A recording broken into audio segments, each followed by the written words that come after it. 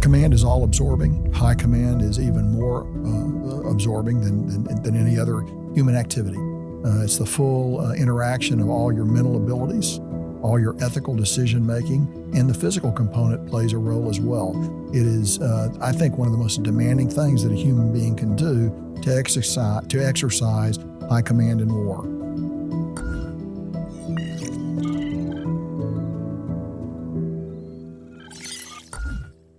Good day, everyone, and welcome to the first episode of a special series, Studies in Generalship, Diseases and Cure, here on the What's Really Happening podcast.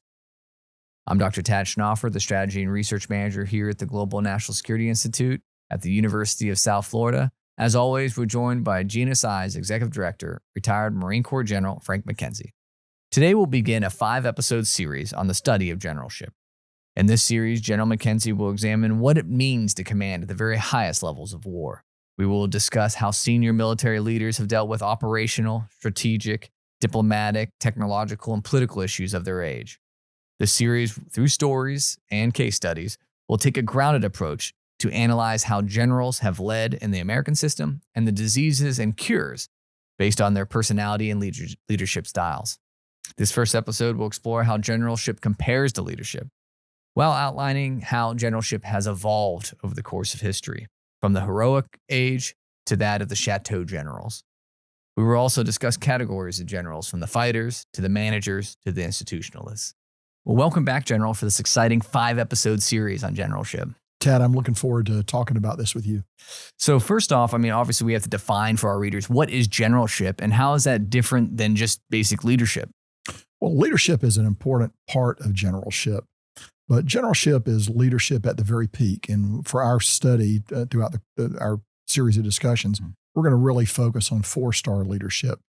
Commanders of theaters of war, service chiefs, the chairman of the Joint Chiefs of Staff, in modern terms, very, very senior people operating at the very apex of the military enterprise. And so therefore, leadership at that level is not only the ability to draw people to you, to give orders and have those orders carried out, the personal magnetism that's involved in that. It also involves the ability to do business with your peers, and it involves the ability to influence and communicate with senior political leaders, because that's typically who 4-star officers are going to talk to. They're going to talk to the nation's political leadership. All of this produces an aggregate challenge that is one of the most significant challenges that a human being can face. And that's why generalship is so very interesting, particularly since it's typically carried out on the stage, the world stage, and the results are visible for all to see. With that in mind, for the normal viewer, listener who might not have served in the military, why study generals and admirals? Why not just study a CEO or someone else who has a high level of leadership? Well, a general or an admiral faces unlimited liability. People are going to die if those decisions are wrong. You may inflict damage on the enemy. You may be killing the enemy. At the same time, your own forces may suffer casualties. That places a general or an admiral, a senior military leader, in a unique position, which is very different than being the CEO of IBM or any one of a number of other companies. Those jobs also require great leadership. But the fact of the matter is the liability is less because the scope and scale of the decisions undertaken are less than those that a general or an admiral might have to do. That's the unique nature of that relationship of a senior military officer. And that's why it's very interesting to take a look at it, and why down through the years, people have been very interested in how generals make decisions or fail to make decisions. And, as we look at, we noted 4-star level commanders, particularly, and we look at a quote from Wendell Holmes, who noted that the only prize much cared for by the powerful is power. The prize for the general is not a bigger tent, but command. So why is it that command focused when we look at generalship? Command is all absorbing. High command is even more absorbing than any other human activity. It's the full interaction of all your mental abilities, all your ethical decision making, and the physical component plays a role as well. It is, I think, one of the most demanding things that a human being can do to exercise high command in war. And that's why people are never going to grow tired of studying it. People are never going to grow tired of looking at it. What do we mean by high command? Like, how can we conceptualize that? Tad, for our purposes and the discussions we're going to have, I think we talk about 4-star commanders. Mm-hmm. Look, there are plenty of other 3 and 2-star commanders who do great things, but to narrow it down to a reasonable scope, we'll look at those who lead theaters of war. In the modern sense, combatant commanders, service chiefs to some degree, and of course the chairman. But we'll focus really on combatant commanders because they are the war fighters, not the service chiefs and not the chairman for that matter. But the combatant commanders spread across the globe, or functional combatant commanders who exercise global responsibility but don't actually own the ground. Those are the people we'll focus on as we go through our discussions. And as we go back in history and we look at some past generals, what does that command structure look like before the combatant command structure? What type of generals are we looking at from the past? So we will look at, as we look at particularly United States generals, we're going to narrow our scale a little bit because otherwise it would simply be too broad. But we will look at those who fought, particularly in the Second World War, maybe a nod to some earlier conflicts because there's some examples so profound that we need to go back then. But I think we want to stay in an era where the machines and the concepts are not greatly different than what they are today.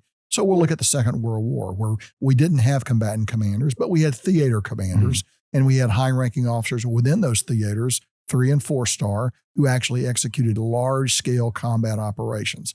What's probably missing from that example that pertains today is the lack of interaction at the political level that a 4-star commander, theater commander does today. In the Second World War, we're going to talk about Bill Halsey as an example in future podcasts. He had very little political interaction because he worked for Chester Nimitz, the theater commander, who did have extensive political interaction. But for the purposes of what the work he did, he had very little. And that's exactly what we'll cover throughout the series, is that political interaction as well as the military. So it's not just tactics and operations and strategies. It's also that political and bureaucratic level that generals have to be able to deal with. You have to be able to master that, Tad. People may not want to admit it, but war is also a large, complex business. And if you can't understand the logistics that drives your theater, if you can't understand the funding that drives your theater, then you're going to continually come up short. And all those characteristics that come together for a leader to be able to handle that complex situation goes to the title of the series, which it is Diseases and Cures. So what inspired you to come up with that title, General? Sure, Tad. So I got the title for a series of lectures that I've given in a book I'm noodling with from a guy named J.F.C. Fuller, who was a British major general known as Boney Fuller to his friends and intimates, who served in the First World War and was a brilliant intellect, one of the smartest officers ever to wear the British uniform. But he was in the First World War, where he saw the application of tanks to the First World War and was in fact a thinker and a leader in the application of the first use of armor on the ground in a battlefield. At the Battle of Cambrai in November 1917, the British achieved a breakthrough but were unable to exploit it. He became very bitter, angry as a result of that. After the First World War, while on active duty, he wrote a book called Generalship, Its Diseases and Their Cures, where what he actually tried to do in the book was compare and contrast Napoleonic era generalship of the early 1800s to what we would call Chateau generalship of World War I, where generals were of necessity further back from the front, a prisoner of their communication systems, and he found that comparison wanting. Now, actually, Tad, I don't believe that's Fuller's best book. He wrote a lot better stuff than this one, but the title is very good. It's very evocative. So if you're going to look at senior leaders and you want to talk about, well, what makes them good, what makes them bad, what are some of the flaws that we can identify, it's not a bad title to work with. So I've sort of lifted a little bit of that title as to put on top of the analysis that we'll talk about here in the next few hours. Excellent. It's going to be a very interesting discussion. So why don't we hone in a little bit on that Chateau generalship versus the Napoleonic generalship, or heroic generalship versus post-heroic generalship. So how has generalship evolved? So I think the thing to think about is not originally, but thousands of years ago, in the time of Alexander the Great, for example, generals fought in the line of battle. They were warriors like every other warrior. They carried a sword or weapon, whatever the weapon of the day was, and they fought. And their ability to influence the battle was therefore very limited. Of course, personal example is always very important to the few people who could see the personal example, but you couldn't see the whole battlefield. So you might have given your orders the night before, the morning of the battle. You went up to the line of contact and you fought. And a lot of generals died as a result of that. So the ability to totally expose yourself to combat was very important.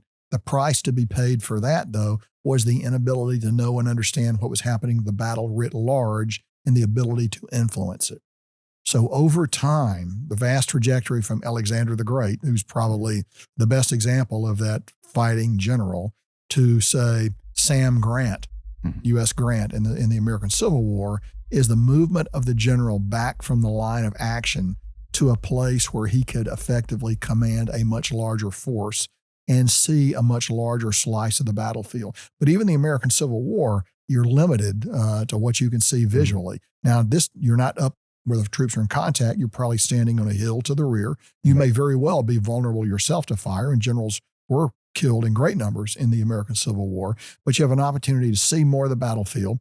And because of the telegraph and other systems that came into play, you have the ability now to communicate with all the elements of the army and coordinate movements that would have been unheard of in Alexander's time, a little more possible in Napoleon's time, but only in the American Civil War and the wars of German liberation that followed in Europe do you see commanders that can actually move forces they can't see, bring them into action, and synchronize and coordinate their efforts. That's really what begins what we'd call post-heroic generalship, where the duties of the general may certainly continue to involve leadership in terms of helping, understanding how the fight's going forward to see and be seen, going to the decisive point in time. But at the same time, the ability to go back to a command post and bring the army together, coordinate the actions of the army. And that truly is post-heroic leadership. And most of the generals that we're going to talk about are going to be, and the admirals too to some degree, are going to be part of this post-heroic phase. So do we see the pressures on generalship change drastically from being, again, an Alexander the Great fighting actually in the front lines to now they're taking on these a lot more complex issues, overseeing a lot more, just numbers of soldiers over time? They are, and it's been solved with varying degrees of ability down through the years. Some have proved very good at it. General Grant was very good at it.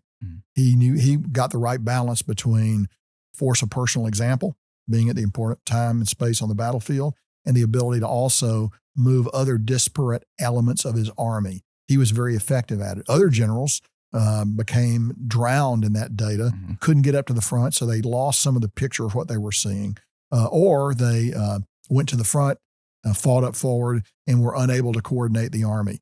We have examples of this down through the years with a lot of different generals, particularly, again, in the second half of the 19th century, in the American Civil War and in the wars of German liberation. So was there a fundamental understanding that changed as you get the general staff system comes into play and general staff start to increase? Because before that, generals pretty much did a lot on their own.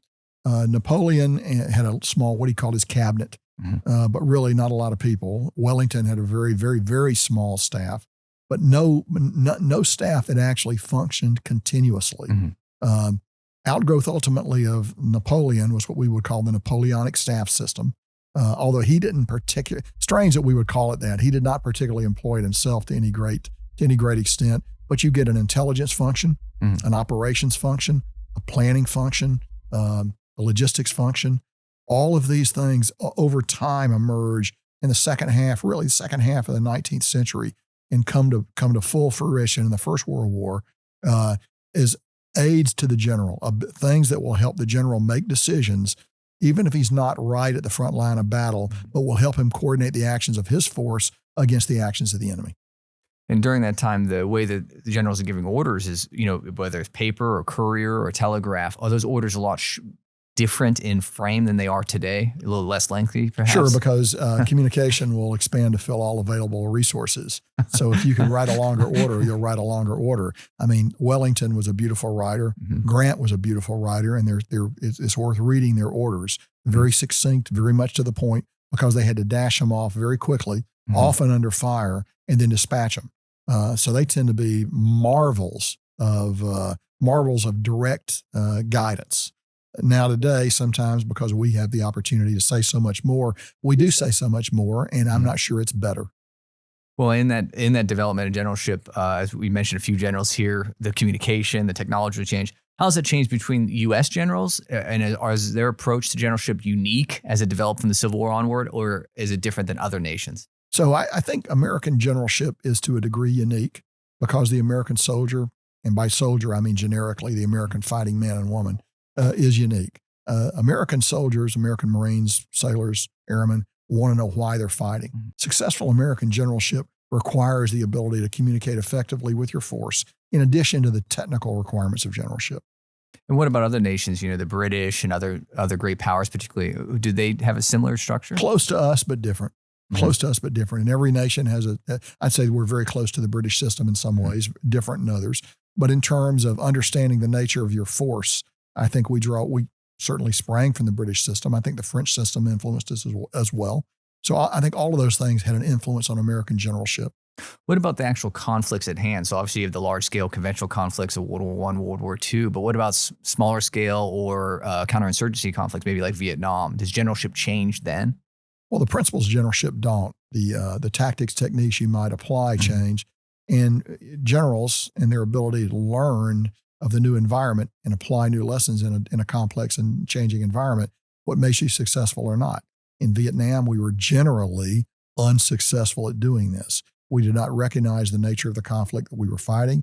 We were intent on shoehorning a large-scale maneuver war into what was a counterinsurgency operation, although there were elements of significant maneuver combat in that fight as well. You had to be able to hold a couple of different ideas in your head. We largely, I think, did not do that effectively. And what builds on a general's experience? So obviously they have their experience in the military, but what actually crafts them to that high level of command? Is it the education they receive or deployments, or how does a general develop themselves to be a Grant or? Well, I think a lot of it is personality. You have to have the personality for it. But I think you have to have the ability to know and understand what patterns you see. Mm-hmm.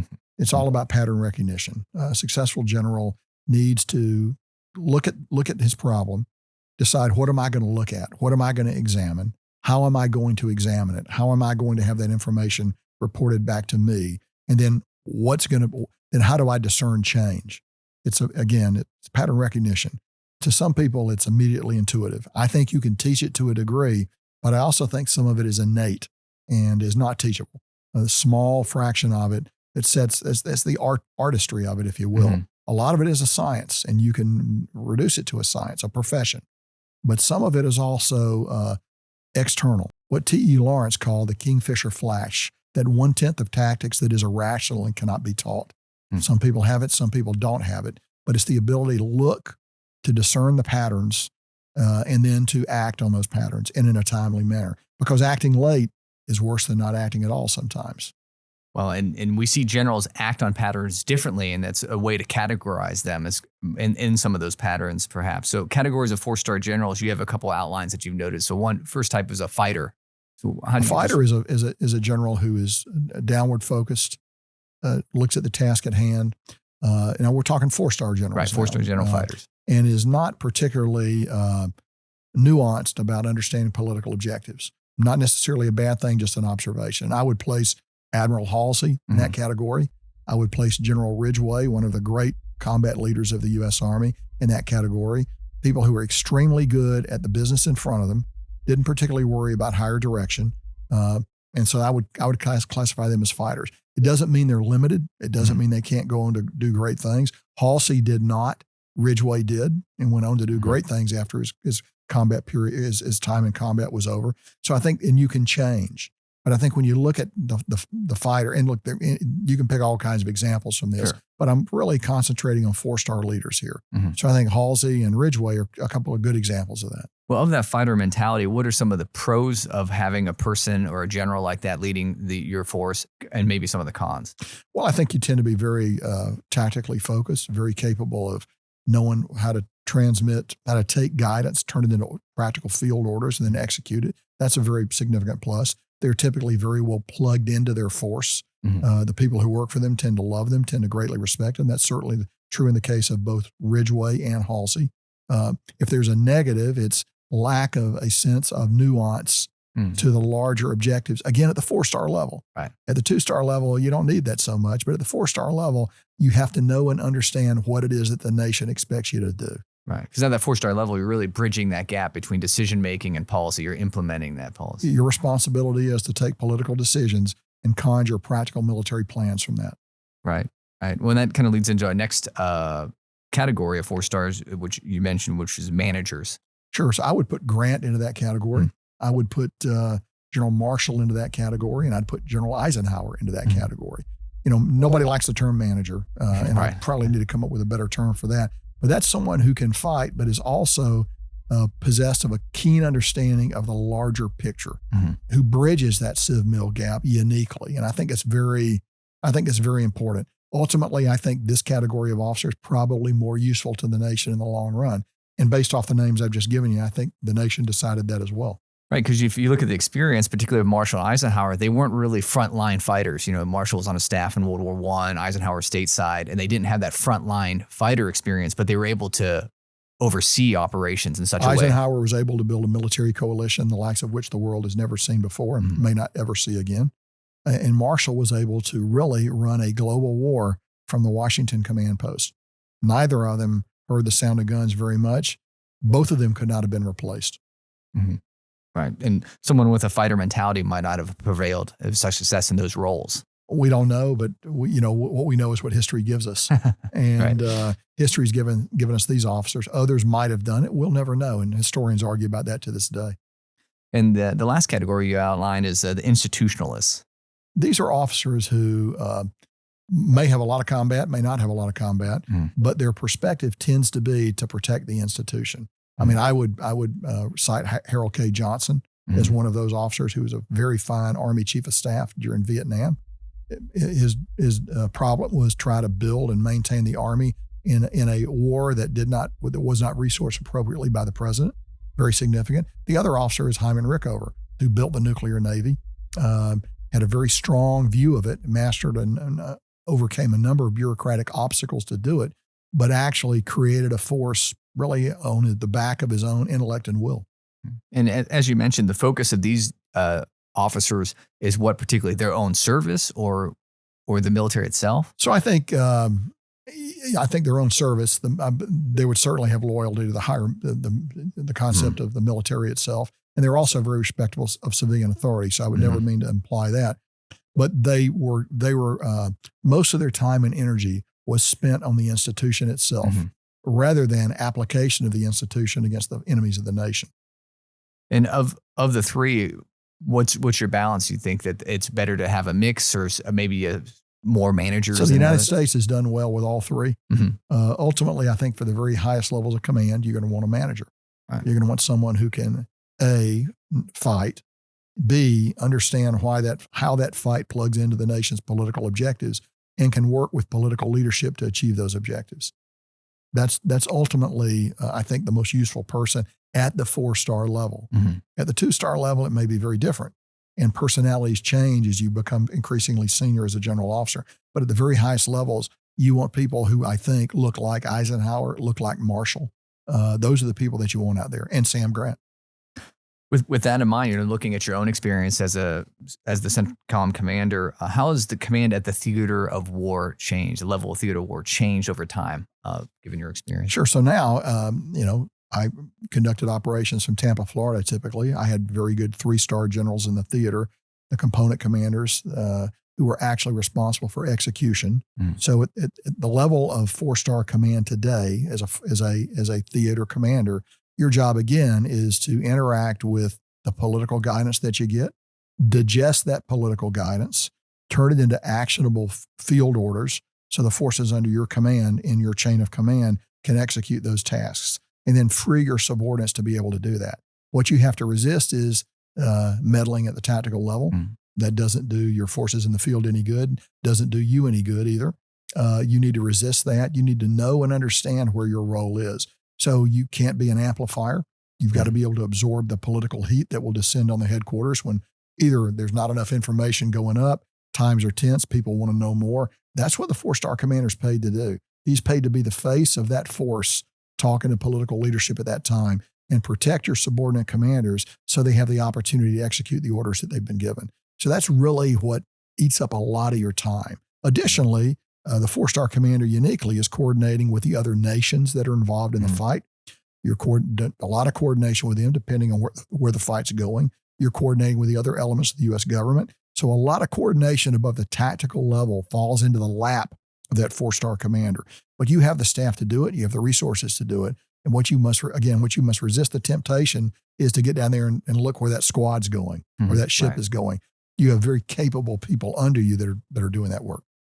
So with that in mind, what impact does the individual commander's personality and maybe their category overall, if they're a fighter or a manager, what actually impact does that have on the force that they're commanding? So, Tad, I think it's profound. Tolstoy wrote in War and Peace a novel, perhaps the longest novel ever written, for those few who have actually read it, about a theory that human agency in war was very limited, that once the war started, structural factors and other factors become far more important than what the individual can do.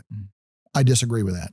And I can cite some examples of that. I think Douglas MacArthur, for good or bad, is an argument for agency in warfare. There are others that we could cite as well. But I think the temperament of the individual commander, I wrote a book about it called The Melting Point. That's where it all comes together. So the individual commander remains very important in warfare.